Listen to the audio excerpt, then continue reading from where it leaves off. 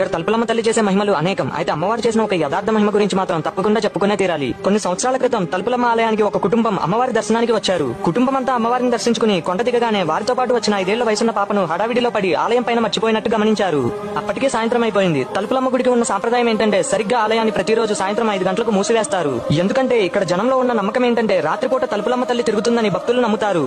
తిరిగి పైకి వెళ్లడానికి లేక ఆ కన్న తల్లి చాలా బాధపడుతుంటే ఆలయ అర్చకుడు ఒక ఆయన, అమ్మ మీరేం కంగారు పడకండి, పైన తలుపులమ్మ తల్లి తిరుగుతుంటుంది, మీ బిడ్డకు ఏమీ కాదు, అంతా ఆ తల్లే చూసుకుంటుందని చెప్పి వెళ్ళిపోయాడు.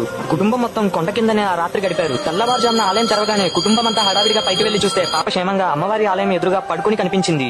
అలాగే పాప ఎంతో భయపడి ఉంటుందని భావించిన ఆ తల్లి పాపను లేపగా అప్పుడు ఆ పాప చెప్పిన సమాధానం ఏంటంటే, అమ్మా నువ్వు రాత్రంతా నా పక్కనే ఉన్నావుగా, ఎందుకలా ఏడుస్తున్నావు, రాత్రి నువ్వు నాకు కథ చెప్పి అన్నం తినిపించావుగా అని చెప్పేసరికి ఇక్కడున్న కుటుంబం మరియు భక్తులందరూ ఒక్కసారిగా ఉలిక్కిపడ్డారు. రాత్రి ఆ పిల్ల తల్లి రూపంలో వచ్చింది సాక్షాత్తు తలుపులమ్మ తల్లి అని వాళ్ళందరికీ అర్థమైంది. అంతేకాకుండా ఒకప్పుడు ఈ ప్రాంతంలో ఎవరికి ఏ ఆపద వచ్చినా ఒక 12 ఏళ్ల ఆడపిల్ల వచ్చి ఆ ఆపద తీర్చి వెళ్లేదట. మళ్ళీ ఎవరికి కనిపించేది కాదట. కష్టంలో ఉన్నవారు ఎవరైనా మళ్ళీ పిలిస్తే వెంటనే వచ్చేదట. ఆ పాప పేరు ఎవరికి తెలియదు.